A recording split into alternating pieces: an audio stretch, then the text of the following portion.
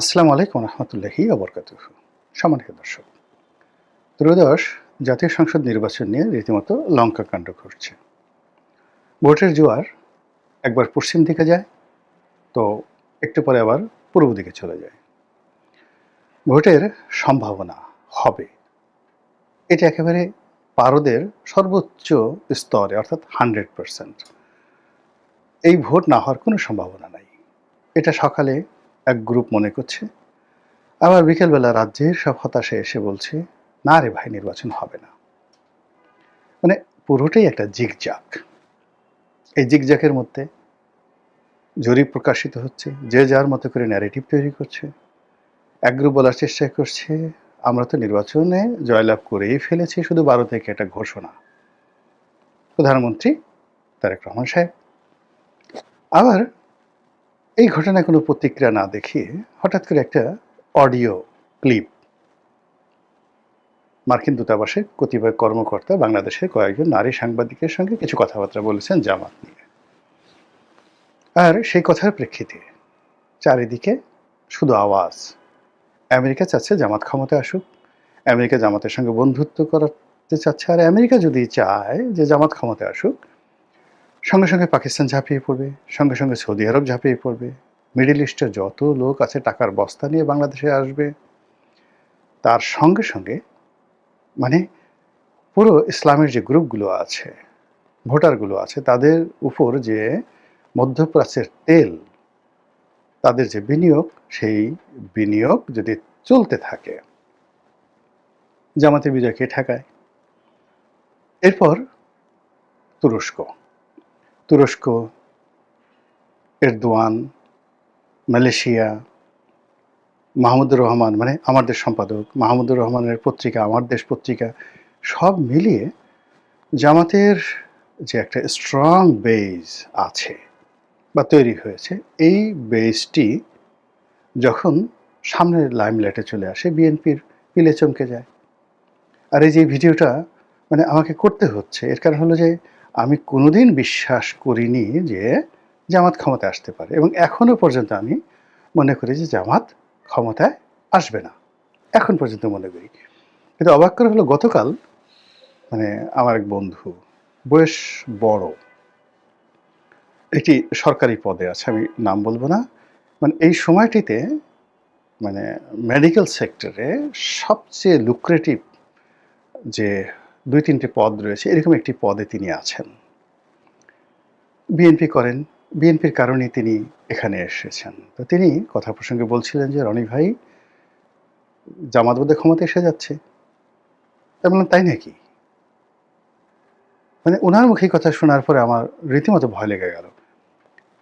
এরপরে উনি মুখ কালো করে বললেন যে, সত্যি কথা বলি, আমি তো গত সেই 15 বছর আওয়ামী লীগের অধীনে চাকরি করেছি, আমার তো জানটা ছিল, নির্যাতিত হয়েছি, কষ্ট পেয়েছি, এটা ঠিক আছে, কিন্তু আমার জানটা ছিল। কিন্তু জামাত যদি ক্ষমতায় আসে, তাহলে তো আমার জান থাকবে না, আমি শেষ হয়ে যাব, একদম ফিনিশড, বলে ভদ্রলোক একেবারে মুখটা কালো করে ফেলল। এবং এরপরে আমার কাছে মনে হলো যে আসলে এই ভিডিওটাই করা উচিত। করা উচিত এই কারণে যে, জামাত ধরেন ক্ষমতায় এলো না, ভালো কথা, কিন্তু যদি আসে, যদি আসে, যদি আনা হয়, কিভাবে আনা হবে এগুলো আমি ইন ডিটেলস এগুলো বলবো না, কিন্তু যদি আনা হয় তাহলে কী কী প্রতিক্রিয়া হতে পারে, কী কী ঘটনা ঘটতে পারে, সেই জিনিসগুলো যদি আপনি আগে থাকতে বুঝতে পারেন, তাহলে নির্বাচনের বাকি যে সময়গুলো আছে আপনি নিজে প্রস্তুতি নিতে পারেন। আমাদের দেশে হলো কি, প্রথম ঘটনা হলো যে মানুষের যখন আবেগ উঠে কোনো একটা বিষয়ে, তখন আর মানুষ পিছনে ফিরে তাকায় না। আমরা আইয়ুব খানকে নিয়ে আবেগ দেখিয়েছি, ফাতেমা জিন্নাহকে নিয়ে আবেগ দেখিয়েছি, 69-এর গণ অভ্যুত্থান নিয়ে আবেগ দেখিয়েছি, বঙ্গবন্ধুকে নিয়ে আবেগ দেখিয়েছি, এরশাদকে নিয়ে আবেগ দেখিয়েছি, বেগম জিয়াকে নিয়ে। আমরা কাকে নিয়ে আবেগ দেখাইনি বলেন? ওসমান হাদিকে নিয়ে আমরা আবেগ দেখিয়েছি, আবার 48 ঘন্টা যেতে না যেতেই আমাদের আবেগ চলে গেছে। জামাতকে নিয়ে, এই জামাত বুঝে যে বাংলাদেশের আবেগ 48 ঘন্টার বেশি থাকে না। তো জামাত একবার সামনে যাচ্ছে, একবার পিছনে যাচ্ছে, এবং কোনো অবস্থাতেই জামাত তাদের সম্পর্কে যে ন্যারেটিভগুলো আছে সেটাকে পার্মানেন্ট তারা করছে না। এর কারণ হলো নির্বাচনের ৪৮ ঘন্টা আগে তারা মানুষের আবেগকে নিয়ে কিছু একটা করার প্ল্যান তারা করে রেখেছে। এটি লিখে রাখেন আপনি। যদি নির্বাচন হয় তাহলে নির্বাচনের ৪৮ ঘন্টা আগে জামাত এমন কিছু একটা করবে যাতে সকল আবেগ জামাতের দিকে চলে যাবে। নাম্বার 1। নাম্বার 2 হলো জামাতের যে ফরেন রিলেশনস, বিদেশিদের সাথে তাদের যে সম্পর্ক, এই ক্ষেত্রে আমি মনে করি আওয়ামী লীগ, বিএনপি, জাতীয় পার্টি যে কোনো দলের চাইতে জামাত অতিরিক্ত পারঙ্গমতা দেখাচ্ছেন। আমি একদিন বিএনপি এক নেতার, বড় নেতা যার সঙ্গে জামাতের আমির সাহেবের ভালো বন্ধুত্ব, তো তিনি তাচ্ছিল্য করে বলছিলেন যে জামাতের আমির তো ইংরেজি বলতে পারেন না, ও বিদেশিদের সাথে কি বৈঠক করে, ও তো ইংরেজি বলতে পারে না। তো এই যে বিএনপির তাচ্ছিল্য, তার জবাব আমি দেখলাম জামাতের একটি কনভারসেশন দেখলাম জামাতের আমিরের, অসাধারণ ইংরেজি বলেন এবং তিনি মঞ্চে দাঁড়িয়ে মাইক হাতে নিয়ে তার এই বয়সে যেভাবে একটি অনুষ্ঠান তিনি কন্ডাক্ট করলেন বিদেশিদের সঙ্গে, সেখানে তিনি আরবি লাইনে পড়াশোনা করা মানুষ নয়, কিন্তু ক্ষণে ক্ষণে অ্যারাবিকের কিছু শব্দ তিনি উচ্চারণ করছিলেন, একেবারে নিখুঁত প্রোনাউন্সিয়েশন, শুনলেই ভালো লাগে। আপনি যদি ধরুন কাউকে যদি বলেন ভাই সাহেব কেমন আছেন, সেটা না বলে যদি বলেন আসসালামু আলাইকুম প্রিয় মোহতারাম, আমাদের দেশের মানুষ মন নরম হয়ে যায়। তারপরে আপনি যদি বলেন আল্লাহ আপনাকে উত্তম যাজা দান করুন, প্রতিদান দান করুন, যাজা দান করুন, জাজাকাল্লাহু খায়রান, আমাদের দেশে এই শব্দগুলো সঠিকভাবে উচ্চারণ করতে পারাটাও একটা বিরাট ব্যাপার। তো শফিক সাহেব তো সেই কাজগুলো করছেন। তারপর একই সঙ্গে তিনি ইংরেজি বলছেন, বাংলা বলছেন, তিনি দাড়ি টুপি পাঞ্জাবি নিয়েই তিনি বিদেশিদের সঙ্গে বৈঠক করছেন। বিদেশি মহিলা, বাংলাদেশি মহিলা, আধুনিক মহিলা, তরুণ মহিলা, সবাইকে নিয়ে তিনি যে একটা আধুনিক জামাতের যে রূপরেখা এই নির্বাচনের ময়দানে তুলে ধরছেন, সেটাকে সামাল দেওয়ার জন্য বিএনপিকে রীতিমতো হিমশিম খেতে হচ্ছে। আর দ্বিতীয়ত হলো যে তারেক রহমান সাহেবের সম্পর্কে, বিএনপি সম্পর্কে গত ১৭ মাসের যে দুর্নাম বদনাম, চাঁদাবাজি, প্লাস ২০০১ থেকে ২০০৬ সন পর্যন্ত হাওয়া ভবন কেন্দ্রিক তাদের যে দুর্নাম এবং বদনাম, এই জিনিসগুলো তো জামাত ১০ মুখে প্রচার করে যাচ্ছে। কিন্তু জামাতকে আপনি গালাগালি করছেন মুনাফেক, ৭১-এর রাজাকার, ধর্ষক, কিন্তু আপনি তো বলতে পারছেন না যে এই লোকটা নামাজ পড়ে না। আপনি তো বলতে পারছেন না এই লোকটা টাকা চুরি করেছে ব্যাংক থেকে, এই লোকটা চাঁদা নিয়েছে। এই জিনিসগুলো করা যাচ্ছে না এবং ওগুলোকে জামাত ক্রমশ এনক্যাশ করছে, প্রবলভাবে এনক্যাশ করছে। তো এরই ধারাবাহিকতা যেটা হচ্ছে, তারা দেশে এবং দেশের বাইরে যে কাজগুলো করছে, প্রকাশ্য করছে 20%, আর 90% তারা গোপনে করছে এবং সেই গোপনীয়তার একটা অডিও ফুটেজ ভাইরাল হয়ে গেছে যে আমেরিকার সঙ্গে তাদের যে বন্ধুত্ব, এবং এই বন্ধুত্বটা রীতিমতো চাপ তৈরি করেছে বিএনপির উপর। আর আমাদের দেশের মানুষই যে বললাম হুজুকে, সবাই যদি মনে করে যে আমেরিকা চাচ্ছে, বা যদি আমরা বিএনপিকে ভোট দিই, শেষ মুহূর্তে যদি নির্বাচন ক্যান্সেল হয়ে যায়, ডক্টর ইউনূস, জামাত, এনসিপি তারা যদি আরও 5 বছর থাকে, তাহলে যে ডলাটা খাবো রে বাবা গো, তার চেয়ে বরং দাঁড়িপাল্লায় ভোটটা দিয়ে দিই। এরকম সহজ সরল চিন্তা করার মানুষ আমাদের দেশে অসংখ্য আছে। তো যেটা বলছিলাম যে জামাত এখানে বিনিয়োগ করেছে অর্থ, বিনিয়োগ করেছে তাদের শ্রম, মেহনত। তারা মানে সবাই যে এমপি হবে তা নয়। তাদের দলের যদি ১ কোটি লোক থাকে, যদি ২ লাখ এখানে রেজিমেন্টেড রোকন থাকে, তো এই ১ কোটি লোক কেউ নিজের পকেটের টাকার বাইরে কারোর কাছ থেকে টাকা পয়সা নিচ্ছে না। তো ১ কোটি লোক যদি দৈনিক ১০ টাকা করে খরচ করে, ১০ কোটি টাকা তার খরচ হয়। যদি ১০০ টাকা খরচ করে, ১০০ কোটি টাকা খরচ হয়।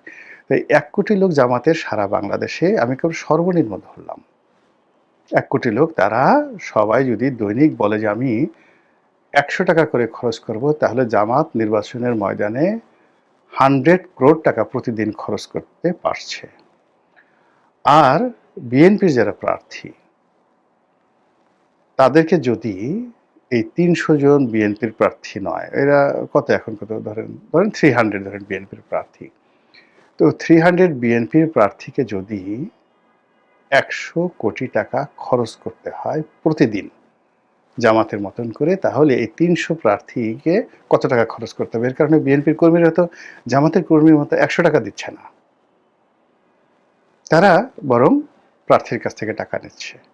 স্লোগান দিতে টাকা লাগবে, হুন্ডাতে টাকা লাগবে, মঞ্চ করতে টাকা লাগবে, ইত্যাদি ইত্যাদি ঘটনা। ফলে আপনারা নিজেরা একটু হিসাব করে নেন যে ১০০ কোটি টাকা যদি ৩০০ জন প্রার্থীর মধ্যে ভাগ করে প্রতিদিন একজন প্রার্থীকে কত টাকা খরচ করতে হচ্ছে। তারা হয়তো সেটা করতে পারছেন না, না পারার কারণে কি হচ্ছে, জামাত খরচের দিক থেকে এগিয়ে যাচ্ছে। জামাত ঢাকা শহরের রিকশাওয়ালাদেরকে আমরা বদনাম শুনতে পাচ্ছি যে ১,০০০ টাকা করে প্রতিদিন রিকশাওয়ালাদেরকে দিচ্ছে, এবং এই ১,০০০ টাকা দেওয়ার জন্য ঢাকা শহরে তাদের যে কজন রোকন আছে, রোকনরা পকেটে হাত দিয়ে টাকা দিয়ে দিচ্ছে পাড়া মহল্লাতে। আওয়ামী লীগ বা বিএনপির কোনো নেতা, কোনো কর্মী এই কাজ কোনোদিন করবে না, কোনোদিন করবে না। বরং নেতার কাছ থেকে সে ১০,০০০ টাকা নেবে, পোস্টার দেওয়ার কথা বলে, স্লোগান দেওয়ার কথা বলে নিজে ৫,০০০ টাকা মেরে, তার হয়তো ৫ কোটি টাকা সম্পত্তি আছে, কিন্তু ওই যে নেতার কাছ থেকে ৫,০০০ টাকা সে মারতে পেরেছে, এটাকে সে একটা বিজয় মনে করে। আওয়ামী লীগেও এই অভ্যাস হয়েছে, বিএনপিতে এই অভ্যাস হয়েছে, জাতীয় পার্টিতে রয়েছে। কিন্তু জামাতের এই রোপণ করবে কি, সে ডেইলি সেই জান্নাত পাওয়ার জন্য, দলকে সাহায্য করার জন্য, আল্লাহকে খুশি করার জন্য ডেইলি বলে যে আমার সামর্থ্য আছে, আমি ৫,০০০ টাকা এই নির্বাচনের এই কয়দিন দান করব দলের জন্য। আর এই দলের নির্দেশ অনুযায়ী ১,০০০ টাকা করে ৫ জন রিকশাওয়ালাকে দেব। আমার এই ১ মাসে কত খরচ যাবে? ডেইলি ৫,০০০ গেলে ১ মাসে ১.৫ লাখ টাকা যাবে। এটা কোনো টাকা নাকি? জামাত ক্ষমতা আসলে এটা কোনো ব্যাপারই না। তারা এই কাজগুলো করছে। ফলে বিনিয়োগে আপনি যেহেতু জামাতের সাথে পারছেন না। এখন রেজিমেন্টেড ফোর্স, এই যে বললাম যে ২ লাখ রোকন থাকে, ১ কোটি মানুষ থাকে, এই ১ কোটি মানুষের ৫০ লাখ বউ আছে। এই ৫০ লাখ বউয়ের বিশ্বাস করেন একটাও ঘরে নেই। বিএনপির ৫০ লাখ বউ রাস্তায় নেমেছে, আপনি দেখান তো কয়েকজন পরিচিত মুখ, কয়েকজন তরুণ লোক টাকা পয়সা নিয়ে কাজকর্ম করতেছে, কিন্তু জামাতের ৫০ লাখ বউ, মানে ১ কোটি জামাতির ৫০ লাখ বউ। আর যদি ১ কোটি জামাতের মধ্যে যারা বিয়ে করছে ধরেন ৫০ লাখ, তাহলে ধরেন ২৫ লাখ বউ, ২৫ লাখ বউ রাস্তায় নেমে গেছে বোরকা একটা পরে, দলে দলে সারা বাংলাদেশে। কিভাবে সামাল দেবেন? ফলে আবেগ, বাংলাদেশের মানুষের যে আবেগ, এটাকে বললাম না যে এটাকে টান দিয়ে নিয়ে গিয়ে ৪৮ ঘন্টার সময় একটা মেলা করে ফেলতে পারে। তো সেক্ষেত্রে কি হবে? এবং এটা আমরা মানে বিএনপির যারা লোকজন রয়েছেন তারা বুঝতেছি না, আমরা যারা আওয়ামী লীগের লোকজন আছি কল্পনাই করতে পারছি না, ভারত কল্পনাই করতে পারছে না, কিন্তু আমেরিকা এ তো মানে সাহেবের জাত, তারা ঠিকই ক্যালকুলেশন করে ফেলেছে। চীন ক্যালকুলেশন করে ফেলেছে, ইউরোপীয় ইউনিয়ন ক্যালকুলেশন করে ফেলেছে। ফলে দলে দলে গিয়ে দেখেন তারা জামাতের আমিরের সঙ্গে গিয়ে মগবাজারে দেখা করে আসছে। এর ফলে এই যে যে লোকের কথা বললাম আমার বন্ধু, সে তো বিএনপির সাধারণ লোক নয়। মানে এই সময়টিতে যদি একদম এক্সট্রিম পর্যায়ে বিএনপির ৫০ জন লোক রাষ্ট্রীয় পদ পদবিতে লাভবান হয়ে থাকে, তার মধ্যে তিনি একজন। আর তিনি যে সেক্টরে আছেন সেই সেক্টর ২-৩ জনের মধ্যে তিনি একজন। তার মধ্যে জামাতের বয় ঢুকে গেছে। এটা স্বাভাবিক বিষয় নয়, অস্বাভাবিক একটি বিষয়। এবং এটা লিখে রাখেন, যদি জামাত জয়লাভ করে, জামাত সাস্টেন করবে। জামাত জয়লাভ করলে, বিএনপি যদি জয়লাভ করে, সেখানে তার সরকার টিকিয়ে রাখতে হলে তার সমস্যা হবে। কিন্তু জামাত যদি ক্ষমতায় আসে, ১ মিনিটের মধ্যে সে ভারতের সঙ্গে এবং ১ মিনিটের মধ্যে সে আওয়ামী লীগের সঙ্গে সাস্টেন করে ফেলবে, সম্পর্ক করে ফেলবে। এবং এই যে তাদের যে একটা উত্থান, এটাকে আপনি ধরে নিতে পারেন মিনিমাম ২০ বছর, 20 ইয়ার্স। এই ২০ বছর আওয়ামী লীগকে আঙ্গুল চুষে খেতে হবে এবং ২০ বছর বিএনপিকে নিজের চুল ছেড়ে কুচি কুচি করে ফেলতে হবে। এর বাইরে কিচ্ছু করার থাকবে না। অন্য যদি হয়, যদি বিএনপির যাওয়া হয়, সেটা আবার ভিন্ন প্রসঙ্গ। আমি মানে জামাতের যে সম্ভাবনাগুলো রয়েছে, জামাত যদি ক্ষমতা আসে তাহলে কি হতে পারে, এটার একটা জাস্ট একটা চিত্র আপনাদেরকে বুঝিয়ে বললাম। ইট ডাজ নট মিন যেটা হবে, it does not mean I have either any connection with Jamaat, আর ইট ডাজ নট মিন যে I have any connection with BNP আর আওয়ামী লীগ। একজন বিশ্বাস করেন, আল্লাহর হস্তে বলছি, গত 17 মাস ধরে সকল স্বার্থের বাইরে গিয়ে, লোভ লালসার বাইরে গিয়ে, রাজনীতির পদপদবীর কামনা বাসনা বাদ দিয়ে কেবলই মাত্র একজন রাজনীতির বিশ্লেষক হিসেবেই আমি নিজেকে প্রচার করে যাচ্ছি, এবং এটাকেই আমি মনে করছি আমার বেঁচে থাকার আনন্দ। যদি মনে করতাম যে আমি ইলেকশন করব, নমিনেশন পাবো, স্বতন্ত্র, জামাতের নমিনেশন, বিএনপির নমিনেশন, এটা আল্লাহর মেহরবানিতে কোনো সমস্যা ছিল না। এবং আগামীতেও যদি আমি চাই, যারাই ক্ষমতায় আসবেন সেই ক্ষমতার অংশীদার হওয়া, ভাগিদার হওয়া আমার জন্য কোনো সমস্যা না। কিন্তু লিখে রাখুন, আমাকে ওখানে ইনশাল্লাহ দেখবেন না। আপনাদের সঙ্গে আছি, এখানেই আপনি দেখবেন। আর এই 2009 সন থেকে সবসময় মজলুমের পক্ষে থেকেছি।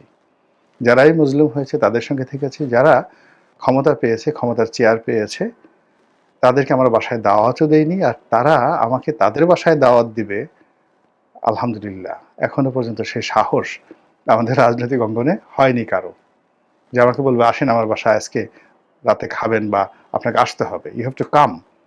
এই কথা বলার মতো অবস্থা বাংলাদেশে প্রশাসনে, রাজনীতিতে আশা করি কারোর নেই। আর আমার ভিতরে ওই রুচি নাই যে কোনো একজন মানুষকে বাসায় দাওয়াত করে তাকে খাইয়ে তার সাথে একটা ছবি তুলে আমি খুব আনন্দিত হব, সেই অবস্থা নাই। আমি খুব সাধারণ মানুষ। ওই যে গ্রিক দার্শনিক মেগাস্থিনিস, সম্ভবত মেগাস্থিনিস অথবা অন্য কোনো একটা নাম হতে পারে, তিনি রাস্তায় থাকতেন, দর্শন চর্চা করতেন। তো আলেকজান্ডার তার নাম শুনলেন, তো আলেকজান্ডার তাকে খবর দিলেন। তিনি গেলেন না, যে আমার কাছে তো, তার কাছে আমার কোনো কাজ নেই, আমি কেন যাব। রাজা বাদশাহ খুব রাগ হয়ে গেলেন, আমির উমরা রাগ হয়ে গেলেন, সম্রাটরা রাগ হয়ে গেলেন, কেননা আলেকজান্ডার তো ছিলেন বাদশাদের বাদশাহ। তো সেই দার্শনিক কে সবাই ধরে আনতে চাইলো, মেরে ফেলতে চাইলো। আলেকজান্ডার বললেন যে না, তিনি তো ঠিকই বলেছেন, আমার কাছে তো তার কোনো কাজ নেই, তো তিনি কেন আসবেন। তো আলেকজান্ডার গেলেন যে আমি দেখা করতে যাব। তিনি আলেকজান্ডারের দিকে তাকালেনই না। আলেকজান্ডার খুব জিজ্ঞাসা করলেন যে জনাব, আমি অমুক অমুক, আপনার জন্য আমি কি করতে পারি। তিনি বললেন যে একটু সরে দাঁড়ান, আমি সকালের আলো পোহাচ্ছি, সূর্যের আলো, আপনার ছায়া আমার উপর পড়েছে, আমি শীত অনুভব করছি। আপনি সরে দাঁড়ালে আমি একটু সূর্যের আলোটা পাই, এটা থেকে আপনি আমাকে বঞ্চিত করবেন না। এর কারণ হলো সূর্যের আলো দেওয়ার মতো ক্ষমতা আপনার নেই। এই এতটুকুই আপনার প্রতি নিবেদন, বিনয়ের সঙ্গে। আপনি বুঝতে পারেন, আজ থেকে 2500 বছর আগে একজন জ্ঞানী, পৃথিবীর সবচেয়ে বড় সম্রাট, তার সাথে এই আচরণ করেছেন। আমার সবসময় মনে হয়েছে যে আমি ওইরকম হব, নির্লোভ একজন মানুষ হব, ক্ষমতার কাছাকাছি যাব না। আমার সঙ্গে বিশ্বাস করেন তারেক রহমান সাহেবের, বেগম জিয়ার, এরশাদ সাহেবের, তারপরে শেখ হাসিনা থেকে শুরু করে, মানে আমি তো 86 সন থেকে এই পর্যন্ত সকল রাজা বাদশার সঙ্গে এক টেবিলে বসার সুযোগ হয়েছে, ঘনিষ্ঠ হওয়ার সুযোগ হয়েছে। কারোর সঙ্গে আমার একটা ছবি নেই, তুলিনি, কোনোদিন কোনো ছবি তুলিনি, আছে কিনা জানিও না। তো এরকম একজন মানুষ। আপনারা অনেকে, যে কেউ হয়তো দালাল বলবেন, কেউ হয়তো পদলোভী বলবেন, কেউ হয়তো পোল্ট্রিবাজ বলবেন, সেটা আপনারা বলতে পারেন আপনাদের মতো, কিন্তু আমি এরকমই আর কি, এভাবে বলে যাচ্ছি। যারা ভালো লাগে শুনবেন, আর যারা ভালো লাগে না তারা শুনবেন না, গালাগালি করবেন। আল্লাহ আমাদের সবাইকে হেদায়েত দান করুন এবং হেফাজত করুন। আসসালামু আলাইকুম ওয়া রাহমাতুল্লাহি ওয়া বারাকাতুহু।